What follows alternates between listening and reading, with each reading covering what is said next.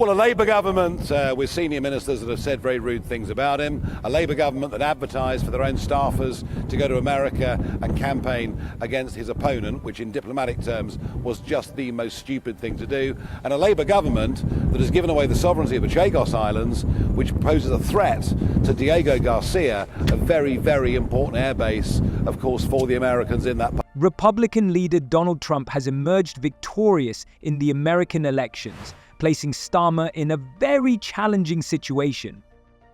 Just when it seemed things couldn't get any worse, Nigel Farage returns to the spotlight with his startling tales of something dark and questionable, leaving everyone on edge.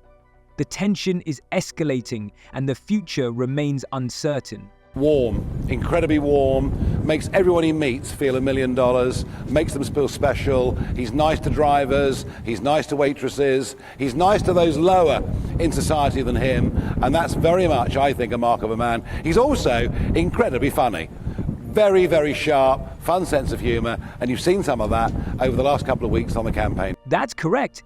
The Labour Party is entirely overlooking the profound historical connections between Britain and the United States, precisely as the Republicans cautioned. For instance, Starmer and his foreign counterpart, David Lammy, allegedly struck a covert and questionable agreement with Mauritius to hand over the Chagos Islands, which rightfully belong to Britain. Look, you're a former naval commander, you understand these things. Look, most of us couldn't even put these islands on a map, including me.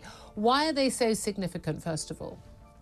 Well, they're right in the middle of the Indian Ocean. It's got a huge base there called Diego Garcia. It's a fantastic anchorage for pre-positioned forces, got a fantastic runway for B-52s, and it was used extensively during the First and Second Gulf Wars to reinforce our forces there. It's truly remarkable. To understand the crucial significance of the Diego Garcia base to the United States, you need to take a closer look at it.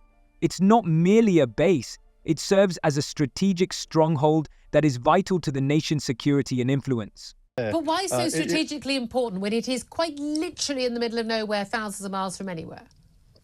Because it means that you can send long-range aircraft there, they can land, they can refuel, you've got a naval base there. It's a fantastic place to be able to, put your forces if you need to get somewhere. Starmer's stance is utterly shocking. He carelessly and foolishly plunged into a deep pit of disgrace due to this perilous agreement. By ceding the Chagos Islands, Starmer and Lammy have effectively compromised British sovereignty and the security of our shared military base at Diego Garcia. Here, Julia, is two things. One is Mauritius, frankly, it isn't the sort of country I would wish to give these islands to.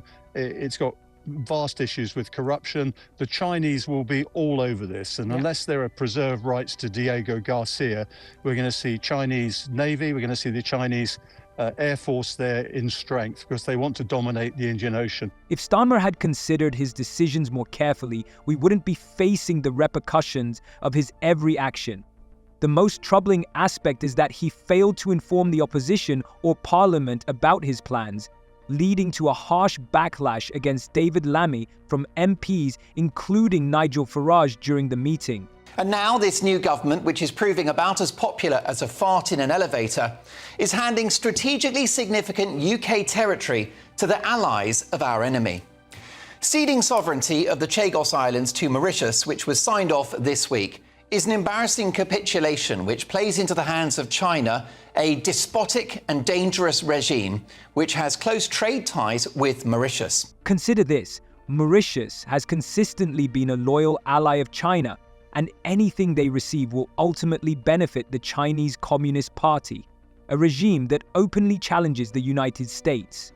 We are, in fact, indirectly aiding China's hostile actions against the US. This situation is absolutely intolerable. Frankly, it appears that Starmer and Lammy are engaging in a perilous game of international roulette and trust. How could they act with such recklessness? What were they even thinking? Likely nothing, as they overlook this clear threat. I'm sure the Prime Minister and the whole House would wish to congratulate Donald Trump on his landslide victory last week.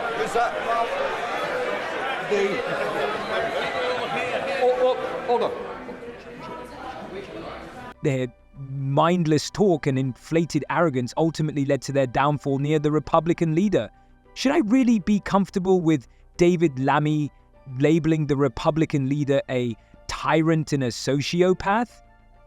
What a bold claim from someone who appears oblivious to the fact that this so-called tyrant could soon occupy the White House. It's truly astounding.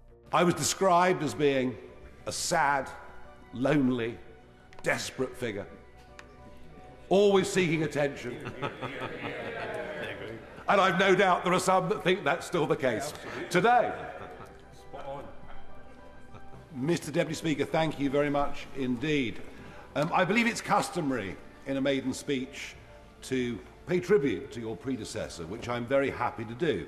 Giles Watling, a very decent, nice, honourable man, former actor, wears his Garrick Club tie, nothing even vaguely conservative about him, but a jolly nice chap. And it was a clean, fought campaign. To put it plainly, after Trump's win in the presidential election, the Labour government is undoubtedly filled with dread and anxiety. This development makes them uneasy, as it has the potential to dramatically alter the political landscape and impact their future prospects. You have a man from Europe, I don't know if he's here, I saw him backstage. What he did was, and what he is doing is sort of what we did a few years ago. He's doing a great job. He's always been my friend for some reason. He liked me, I liked him. And he's shaking it up pretty good over there. He was the big winner of the last election in the UK, and he's a very spectacular man, very highly respected, Nigel Farage.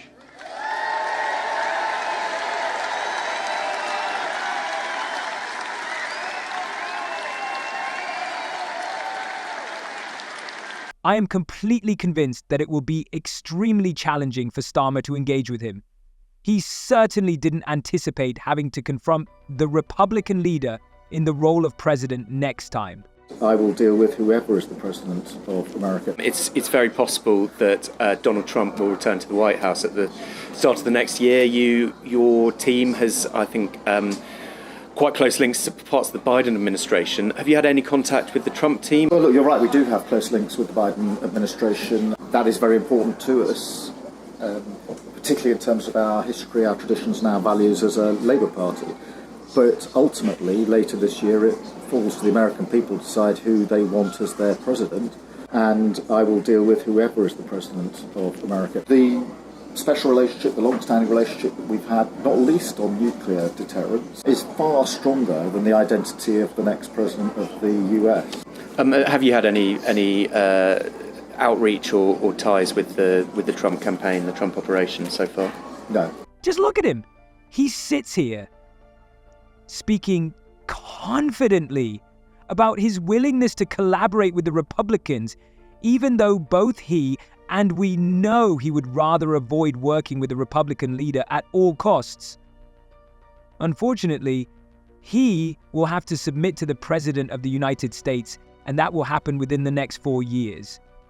Trump's extreme actions have shattered Starmer's hopes of governing Britain without yielding to anyone's influence. This is exactly the stance Trump intends to adopt towards us. While Starmer's optimism might offer the British a glimmer of hope, his government certainly does not. He will need to rectify his mistakes, and believe me, it goes beyond just deleting tweets and offering half-hearted apologies. Nigel Farage, known for his bluntness, has already made his views clear. There's a lot at stake, not just for Starmer but for the entire UK.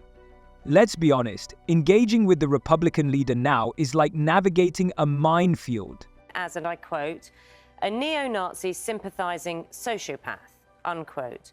You also labelled him a, and I quote, tyrant in a toupee, unquote. How does that set up a relationship for you and potentially him if he wins the US presidential election? You're going to struggle to find any politician who has not had things to say about Donald Trump in his first term, particularly on Twitter. You would have struggled with our last Foreign Secretary, David Cameron, who described him as a xenophobe and a misogynist in his own book. Okay, so you may be justifying your comments, struggle, but how forgive do you me, go let me to a answer the man? question. You will struggle with the vice presidential candidate. Donald Trump is clearly dissatisfied with the current situation. As a practical individual, he recently had a conversation with Starmer, expressing his willingness to foster amicable relations with him if he were to become president. With each passing day, the likelihood of that happening increases. Farage highlighted similar factors that could significantly hinder the development of a positive relationship between the Republican leader and the Labour government. Share your thoughts in the comments, and I'll see you next time